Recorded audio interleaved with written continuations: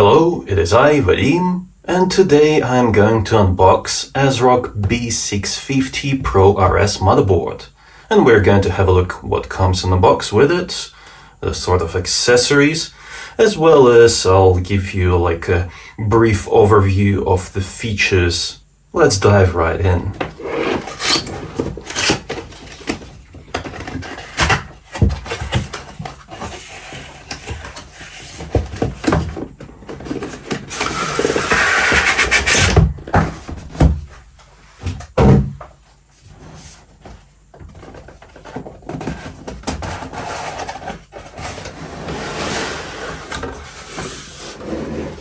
The motherboard is packaged very well. A lot of padding all over the place.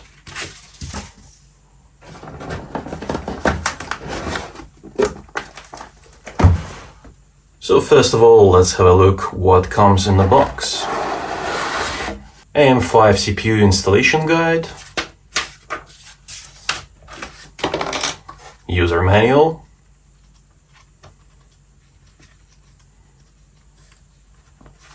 everything is well illustrated.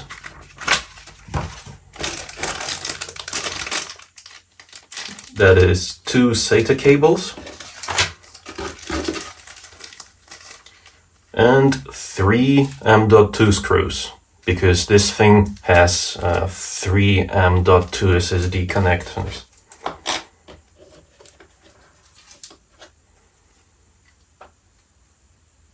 And this is an ASRock badge.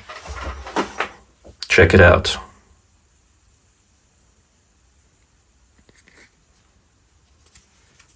That's it, nothing else in the box.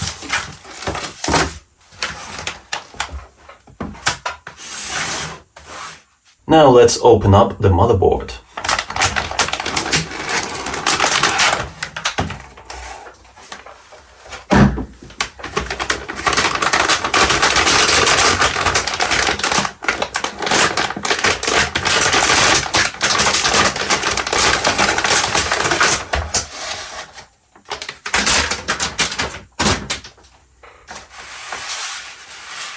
There's more padding, and it is fastened with zip ties. So let's cut those.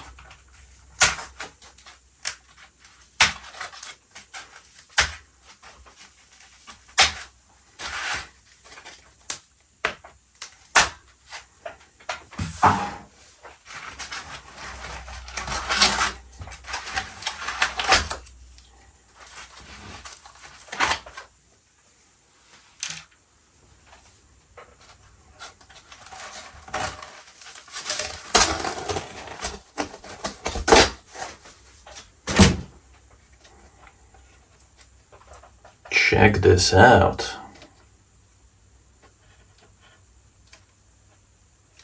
For the Pro Series motherboard, it looks very good.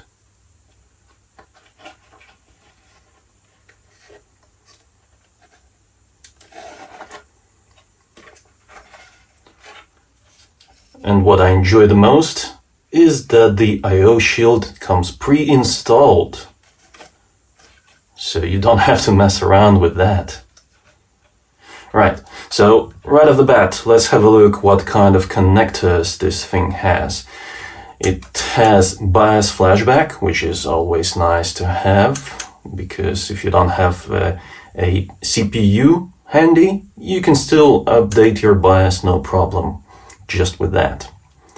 Right, we have DisplayPort, HDMI, there's also holes for the Wi-Fi antenna, but that doesn't come in a box with it. You basically have to get this as an add-on, and basically all you do is just use this slot over here to install the Wi-Fi module and just route the cables for the antenna into here. But let's move on. 2.5 gigabit LAN, 1, 2, 3, 4, 5, 6 normal USBs, 1 very fast USB, I can't remember, what is that one, like 3.2 Gen 2, And the Type-C, also 10 gigabit port, and these ones are slightly slower, but still a lot faster than these ones. So that's a total of 10 USB ports. There is no backplate, and on this side motherboard is glossy. But we will not be looking at this side most of the time. We will be checking out this side. This is also glossy, but it doesn't look too bad. It looks kind of nice, especially for the budget motherboard. By the way, this thing comes equipped with a very nice power delivery system. I believe this is 14 plus 2 plus 1. Yeah, so very, very beefy. As you can see, even the heatsinks on the top and on the side. Look, this right here is not plastic.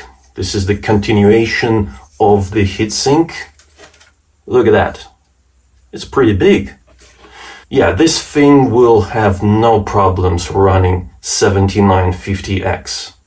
8+4 CPU power connectors.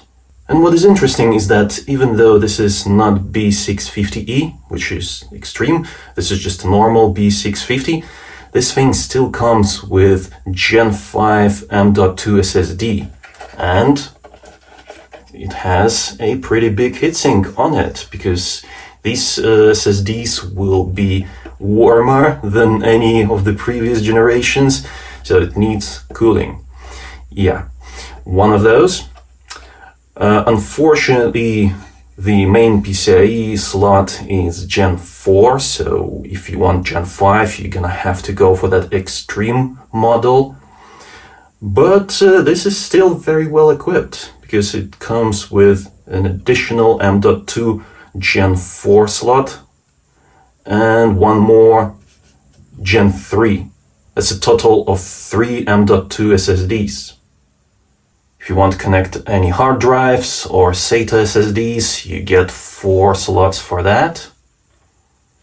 And 3.2 Gen 2 X2 20 gigabit per second slot for the front panel, if you have one of the newer cases. That is very handy to have for ultra-fast connectivity with the USB drive. In terms of fan connectors, and if you know me, I like my fan connectors plentiful.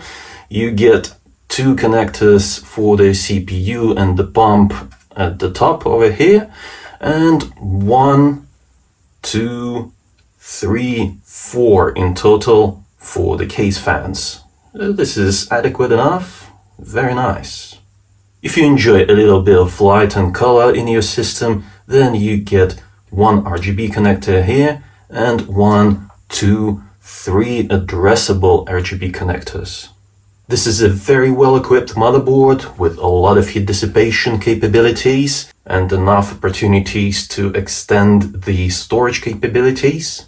However, I think the better choice would be to go for one of the B650E motherboards. They don't cost that much more, and there you have all the latest and greatest PCIe Gen 5 on all slots. Yeah, it's just nice to have for that future-proofing. But if you don't care about PCIe Gen 5, then go for it by any means, because the graphics cards, even the top ones, are barely saturating Gen 4, so it's gonna be good for years to come, especially if you are not planning on upgrading to the top cards. If you enjoyed this video, then give it a like, subscribe for more, and I'll see you in the next one.